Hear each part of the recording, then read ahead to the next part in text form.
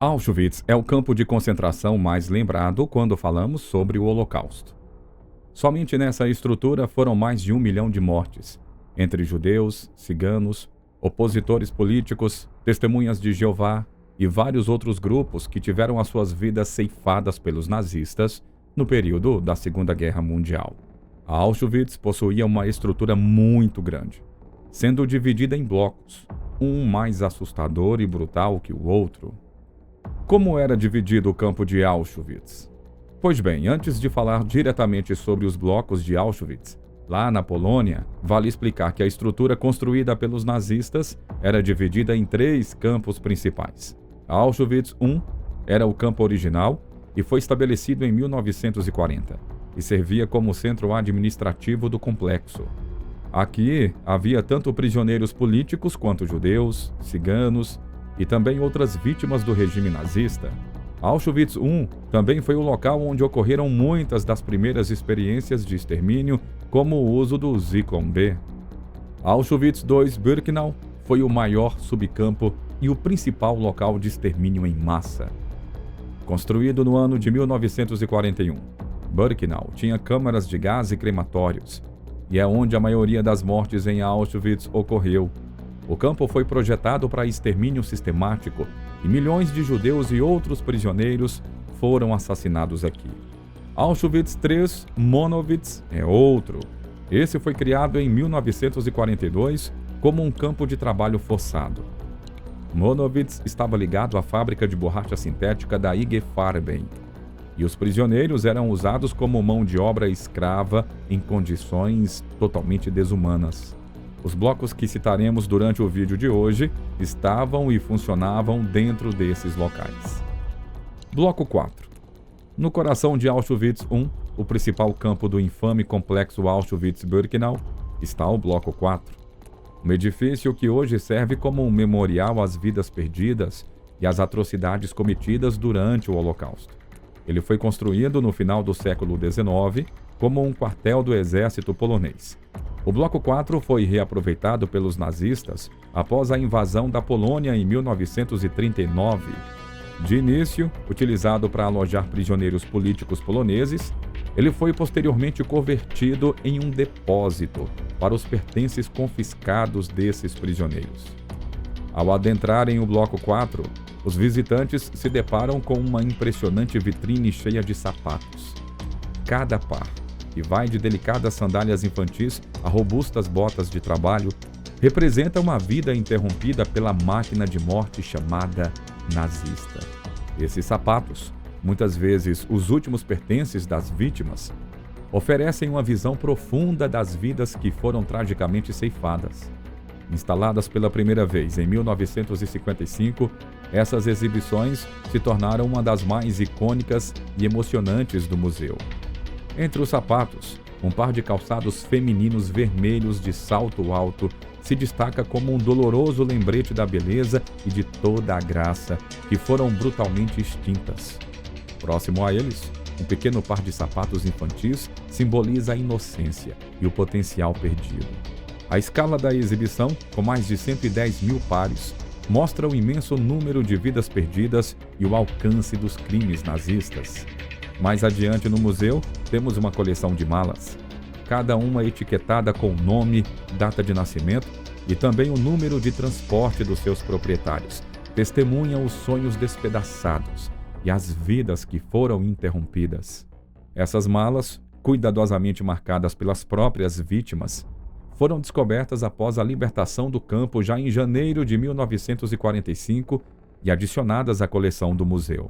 Nomes como de Olga Kafka estão gravados em couro gasto, lembrando que por trás de cada número ali representado havia uma pessoa com uma história única. A mala de Peter Eisler, um jovem judeu tcheco, se destaca entre as mais de 3.800 malas expostas. Peter chegou a Auschwitz em 4 de setembro de 1943 com a família. A sua mala representa a juventude e também o potencial que foram incessantemente extintos. A mala de Vera Barishkova, uma menina judia tcheca de 11 anos, coberta com adesivos coloridos, escrita com a caligrafia infantil, é uma lembrança dura de mais de 1,5 milhão de crianças que morreram no Holocausto nesse período. Outra exibição impactante é uma vasta coleção de óculos, mais de 40 mil pares, que antes pertenciam às vítimas e agora repousam em homenagem silenciosa a essas mesmas vidas interrompidas. Entre os óculos retorcidos, entre as lentes quebradas, um par delicado com aros de arame e um par de armação grossa que servem como lembretes dos diferentes tipos de vítimas, desde idosos aos intelectuais até os artistas. As exibições também incluem membros protéticos, um sombrio reflexo da obsessão dos nazistas por criar uma raça superior e o tratamento implacável daqueles considerados inaptos. Entre essas exibições está a perna de pau de Józef Chajna, um prisioneiro político polonês que perdeu um membro durante uma tentativa de fuga, mas sobreviveu a Auschwitz e se tornou um renomado artista e diretor de teatro. Além dessas exposições, o museu apresenta fotografias, documentos que oferecem contexto histórico e que esclarecem as experiências das vítimas e também o funcionamento desse campo. Um documento notável é a lista de 999 jovens judias selecionadas para trabalho forçado em uma fábrica de munições, assinada pelo médico da SS, Josef Mengele, lembrando a burocracia fria que sustentou o Holocausto e a cumplicidade de grandes corporações da época na máquina de guerra nazista. Bloco 10. Bom, o Bloco 10 de Auschwitz foi um local de terríveis experimentos médicos realizados pelos nazistas em prisioneiros indefesos, com destaque para o Dr. Karl Klauberg. Começando em abril de 1943, Klauberg conduziu experimentos de esterilização em massa, injetando substâncias tóxicas como formalina, fenol e até ácido nítrico nos úteros de centenas de mulheres judias. Esses procedimentos, realizados muitas vezes sem qualquer anestesia, causavam dores insuportáveis, infecções graves e, com frequência, levavam essas mulheres à morte. Em uma carta a Heinrich Himmler, Klauberg se gabou de estar próximo de aperfeiçoar um método não cirúrgico para fazer esterilização em massa que permitiria a um médico, com a ajuda de 10 assistentes, esterilizar até 1.000 mulheres em um único dia. Outro médico deste Bloco 10, o Dr. Horst Schumann, também realizava experimentos brutais, focando na castração e na exposição dos órgãos reprodutivos de prisioneiros a altas doses de radiação. Os prisioneiros, em sua maioria ciganos, sofreram queimaduras, mutilações e esterilizações, com muitos deles morrendo de envenenamento por radiação. Josef Mengele, conhecido como o Anjo da Morte, foi outra figura notória, realizando experimentos bizarros em gêmeos, como injetar tinta em seus olhos para tentar mudar a cor e até costurá-los juntos. Olha só que absurdo! A maioria das crianças submetidas a esses procedimentos, claro, não sobreviveu. Apesar do sofrimento inimaginável, alguns sobreviventes do Bloco 10 viveram para testemunhar as atrocidades cometidas. Entre eles estavam Marie-Claude Courtouré, uma lutadora da resistência francesa, e também Vera Alexander, uma judia romena que sofreu experimentos de esterilização. Quando o Exército Vermelho libertou Auschwitz, em janeiro de 1945, encontrou um cenário de horror, com pilhas e pilhas de corpos e prisioneiros à beira da morte. Bom, antes de seguirmos em frente, eu quero ter certeza de que você está aqui conosco e que esteja gostando do conteúdo, tá bom? Comente a frase "Quero mais histórias". É super rápido e assim você ajuda no alcance do nosso vídeo e também poderá ser fixado nos comentários, demonstrando a sua presença. Bloco 24. No vasto complexo de Auschwitz-Birkenau, um lugar que personifica o sofrimento humano e a depravação, existia um capítulo sombrio que ainda é pouco conhecido. O bordel do Bloco 24 em Auschwitz I, de junho de 43 até janeiro de 45. Esse local foi palco de escravidão sexual imposta a prisioneiras, que eram forçadas a satisfazer os desejos dos seus captores nazistas, e também de prisioneiros privilegiados do sexo masculino. Esse bordel, conhecido como PUF, é um símbolo perturbador da degradação e da exploração extrema sofrida pelas mulheres durante o Holocausto. O bordel foi criado por ordem de Heinrich Himmler, líder da SS. Isso como parte de um sistema de recompensas que visava aumentar a produtividade dos trabalhadores escravos no campo. A ideia era que a promessa de uma visita ao POF incentivasse os prisioneiros masculinos a trabalharem cada vez mais. Nesse sistema cruel, as mulheres foram transformadas em objetos, cujos corpos eram explorados como instrumentos de controle e dominação. As mulheres forçadas a trabalhar no Bloco 24 eram, em sua maioria, prisioneiras políticas polonesas, além de um número menor de prisioneiras alemãs. Embora recebessem rações e condições de vida ligeiramente melhores que as de outras prisioneiras, isso não passava de uma estratégia para prolongar a sua sobrevivência e permitir que fossem continuamente exploradas. Muitas foram atraídas com promessas de melhor tratamento, promessas de liberdade, mas logo descobriram a verdadeira natureza do que as aguardava. Helena Bodrowska, uma prisioneira polonesa, ofereceu um relato angustiante da sua experiência no bordel. Ela descreve como foi tratada como um animal, forçada a suportar abusos físicos e psicológicos incessantes, com a única alternativa sendo a morte. A história de Bobrovska é uma entre muitas que revelam o terror e a desumanização vividos pelas mulheres no Bloco 24. À noite, o bordel abria suas portas para os prisioneiros masculinos que formavam filas do lado de fora, aguardando para abusar das mulheres lá dentro. Os guardas da SS supervisionavam a operação, garantindo que o sistema funcionasse sem problemas. As mulheres eram forçadas a atender até 20 homens por noite, sendo tratadas como objetos descartáveis. Irmã Grace, uma guarda da SS notória por sua crueldade, nós inclusive já falamos sobre ela aqui no canal, se destaca por sua brutalidade com as mulheres do Bloco 24. Ela era conhecida como a hiena de Auschwitz. Ela frequentemente selecionava pessoalmente as prisioneiras para o bordel, submetendo-as a inspeções humilhantes e espancamentos violentos. O sadismo de Irmã Grace não conhecia limites, e ela se deliciava em humilhar e torturar as mulheres sob o seu controle. Apesar do sofrimento inimaginável, algumas das mulheres do Bloco 24 conseguiram resistir, encontrando maneiras de apoiar umas às outras e preservar a sua dignidade. Bronislawa Suka, outra prisioneira polonesa, lembrou como as mulheres se uniam, compartilhavam alimentos e também tentavam manter a sanidade, falando sobre suas famílias e sonhos. Essas pequenas formas de resistência foram fundamentais para a sobrevivência de algumas delas. Em janeiro de 1945, com a aproximação do Exército Vermelho, os nazistas começaram a evacuar Auschwitz, forçando os prisioneiros a marchas brutais da morte. Muitas das mulheres do Bloco 24 foram forçadas a participar dessas marchas, enfrentando mais uma vez a crueldade dos seus captores. Algumas sobreviveram, mas carregaram para sempre as cicatrizes das suas experiências. Outra, como Alla Gertner, foram executadas por seu envolvimento na resistência dentro do campo.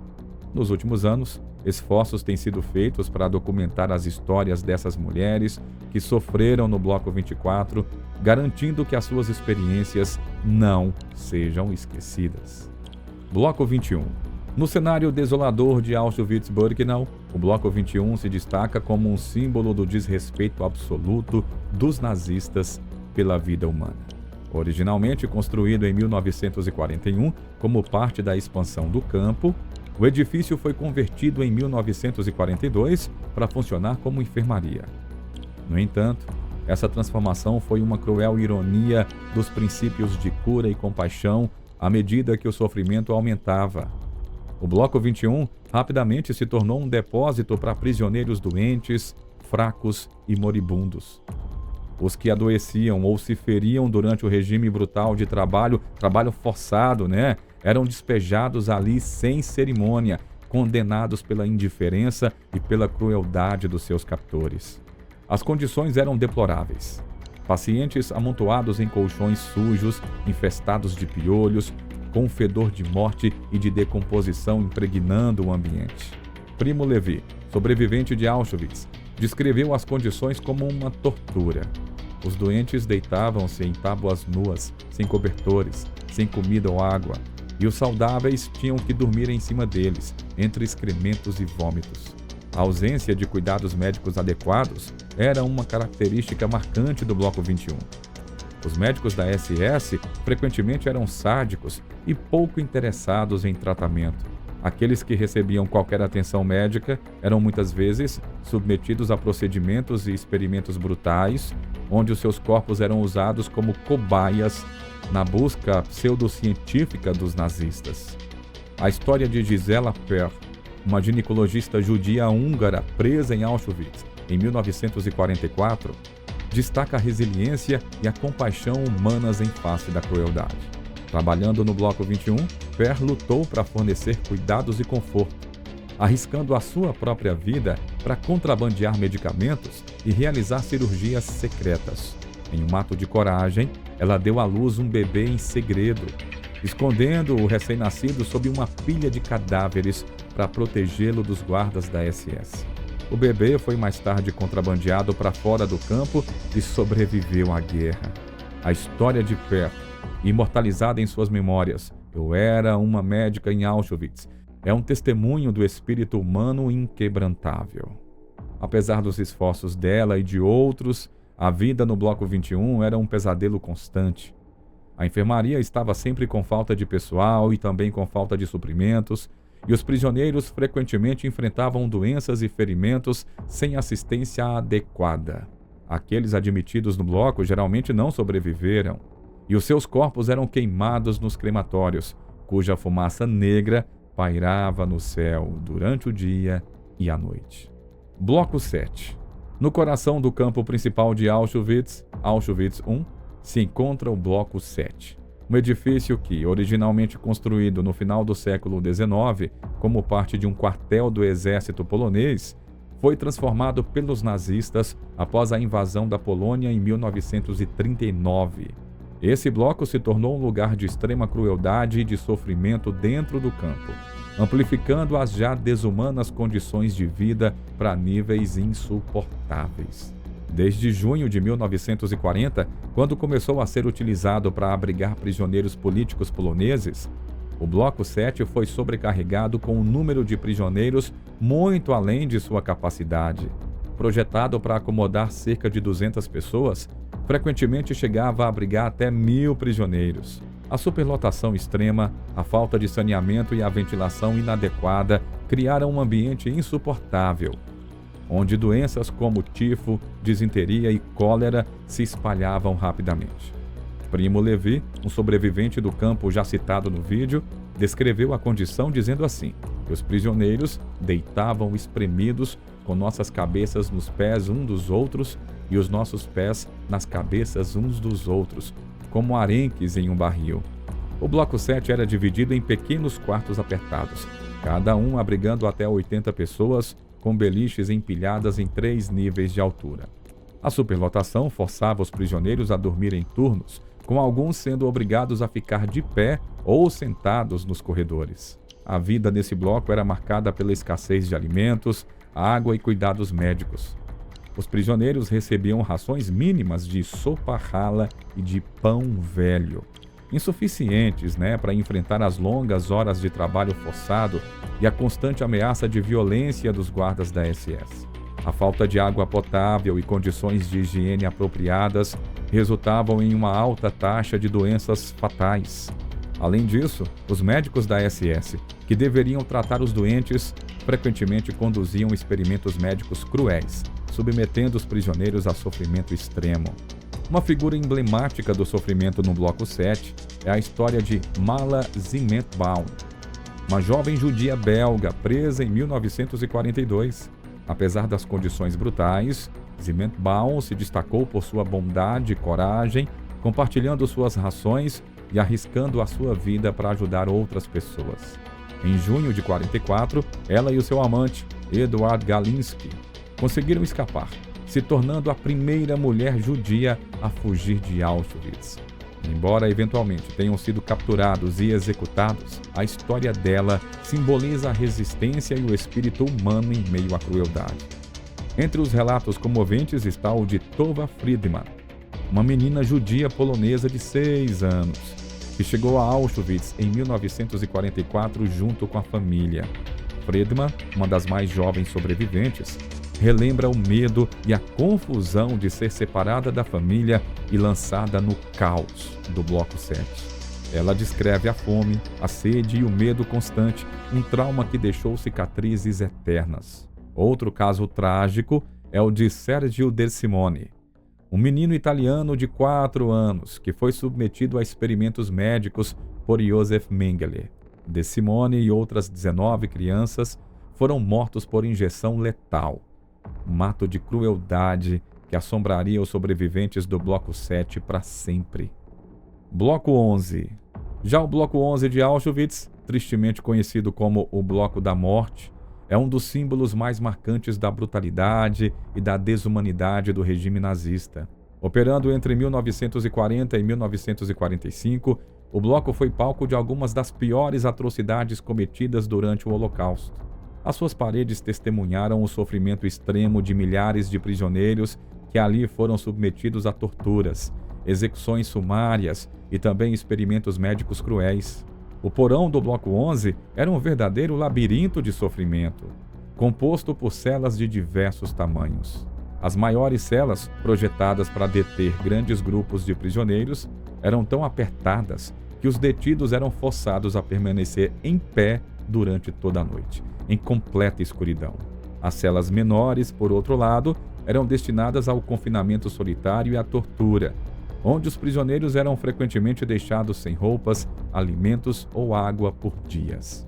A cela 22, conhecida como a cela da fome, era especialmente temida, pois condenava os seus ocupantes a uma morte lenta e agonizante, sem qualquer tipo de sustento. No pátio adjacente ao Bloco 11, também chamado de Muro da Morte, milhares de prisioneiros foram executados por fuzilamento. Entre as vítimas mais notáveis estava o padre polonês Maximilian Kolbe, que em um ato de altruísmo extremo ofereceu a sua vida em troca da de outro prisioneiro.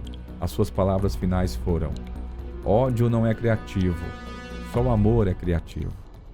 E essas palavras ecoaram por todo o campo, oferecendo um vislumbre de humanidade em meio à crueldade indescritível. Além das atrocidades diárias, o Bloco 11 também desempenhou um papel crucial nas atividades de resistência dentro de Auschwitz.